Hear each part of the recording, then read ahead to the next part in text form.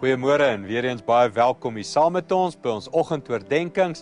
Nou ons gaan vir die maand Augustus, gaan ons die boek Spreuke weer bietjie verder vat. Ons trek hier in Spreuke 7 en ek wil vir jou lees vanaf vers 1 af. Hy sê, bly altyd by wat ek vir jou sê, my seun. Koester wat ek vir jou voorskryf in jou binneste. Bly daarby, sodat jy kan lewe. Laat dit wat ek vir jou leer, vir jou 'n kosbaar wees soos die appel van jou oog.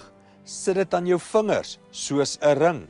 Skryf dit uit op die tafel van jou hart. Hier gee Spreuke vir 'n seun die wysheid van wat om met kennis te doen.